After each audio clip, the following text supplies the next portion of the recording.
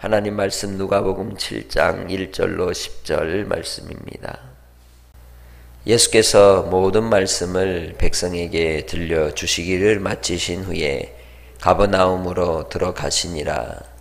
어떤 백부장의 사랑하는 종이 병들어 죽게 되었더니 예수의 소문을 듣고 유대인의 장로 몇 사람을 예수께 보내어 오셔서 그 종을 구해 주시기를 청한지라. 이에 그들이 예수께 나와 간절히 구하여 이르되 이 일을 하시는 것이 이 사람에게는 합당하니이다.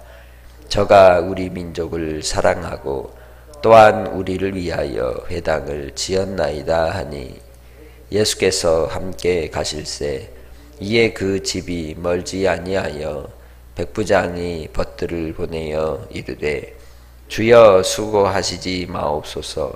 내 집에 들어오심을 나는 감당하지 못하겠나이다. 그러므로 내가 주께 나아가기도 감당하지 못할 줄을 알았나이다. 말씀만 하사 내 하인을 낫게 하소서. 나도 남의 수하에 든 사람이요 내 아래에도 병사가 있으니 이더러 가라 하면 가고 저더러 오라 하면 오고 제 종더러 이것을 하라 하면 하나이다.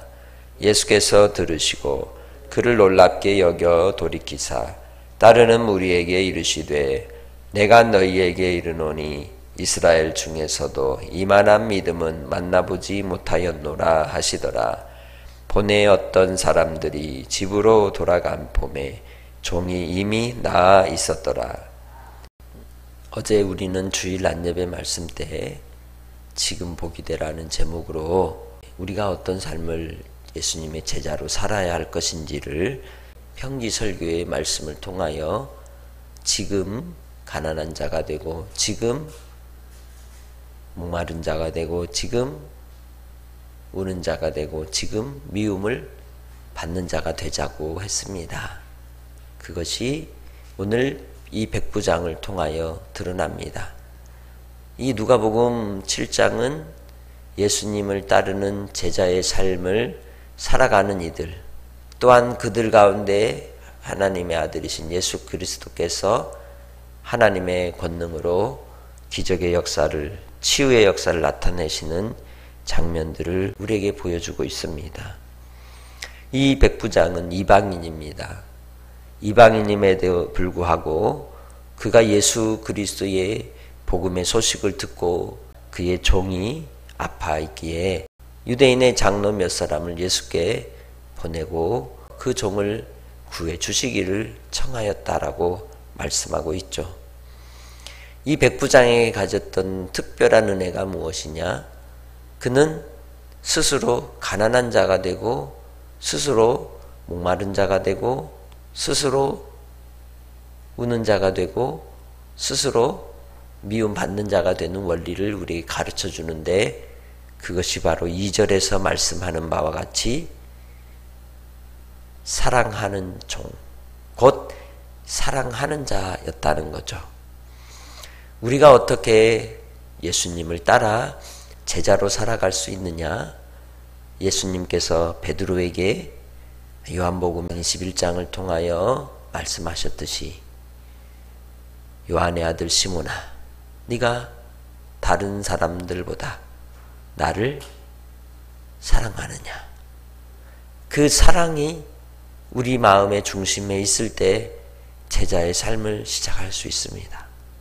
사랑의 마음이 없이는 우리가 기도할 수 없고 사랑의 마음이 없이는 우리가 수고할 수 없고 사랑의 마음이 없이는 우리가 인내하지 못하는 겁니다. 사랑하기 때문에 참고 참는 것이지 사랑하지 않으면 끝나는 것이죠.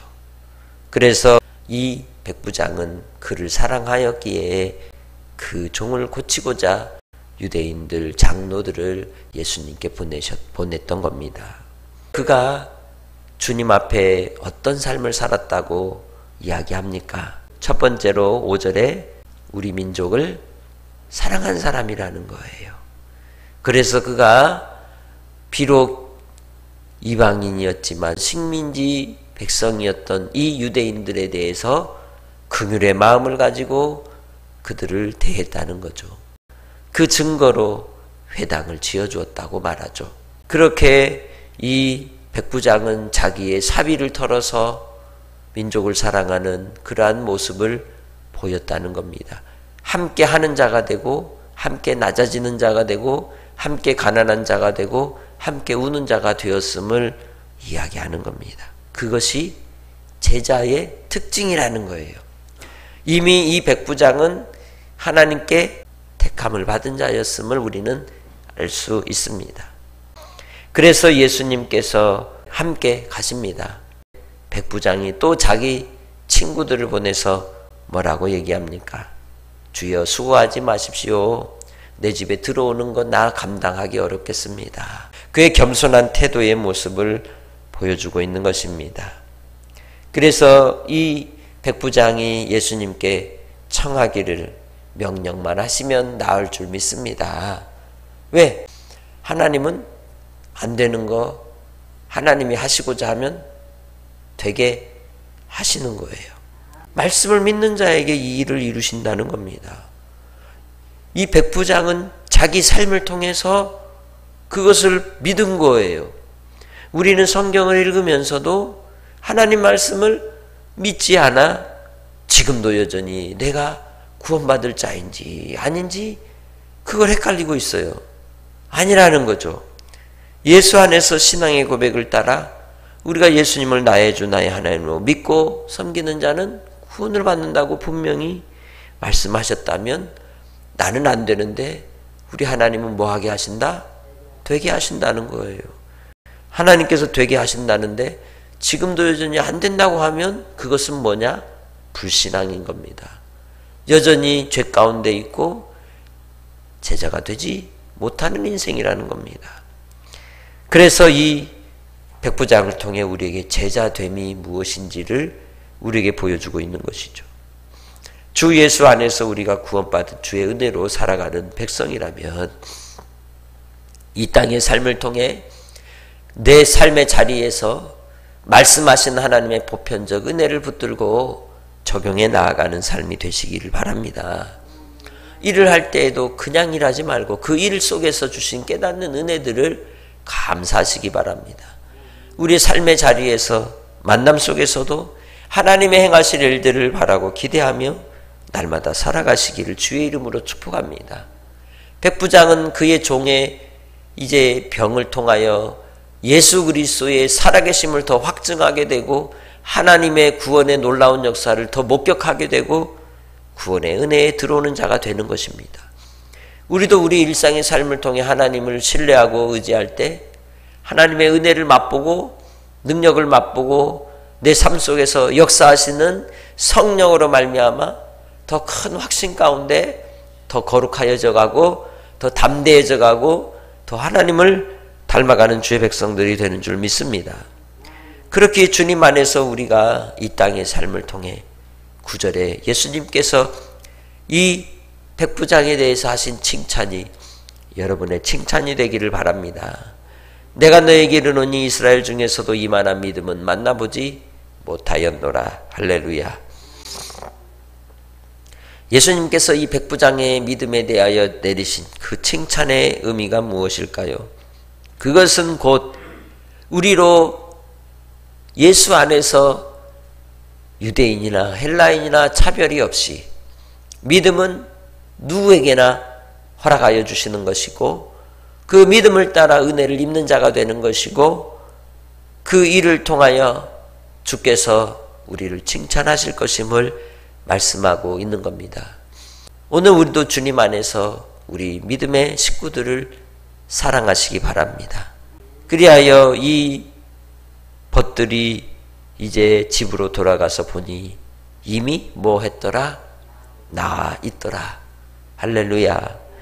하나님께서 우리의 믿음을 보시고 하게 하시는 줄 믿습니다. 역사하여 주시는 줄 믿습니다. 오늘 우리도 이 땅의 삶을 어떻게 살까요? 예수 안에서 예수님의 제자로 사시기 바랍니다. 무리의 자리에 있지 마시고 이젠 제자가 되시기 바랍니다. 나누고 섬기고 주님 안에서 그 풍성한 은혜를 누리는 자가 되고 기도하겠습니다. 하나님 아버지 감사합니다.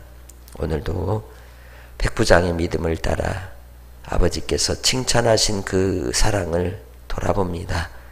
우리도 이 땅의 삶을 통해 민족을 사랑하는 자가 되게 하시고 주의 영광을 위해 섬기는 자가 되게 하시고 스스로 가난한 자가 되고 스스로 우는 자가 되고 스스로 미움을 받는 자가 되고 스스로 줄인 자의 자리에서 헐벗고 고통받는 이들과 함께하는 주님의 제자 되기 원합니다. 아버지의 영광을 보게 하시고 주님의 사랑을 느끼게 하시고 오늘 하루를 살아 일할 때에도 주님이 주신 그 제자의 마음으로 힘써 일하며 주의 뜻을 깨닫게 하옵소서. 사랑으로 믿음의 식구들 강건하게 붙잡아 주시고 역사하여 주실 줄 믿사오며 예수님의 이름으로 기도합니다. 아멘.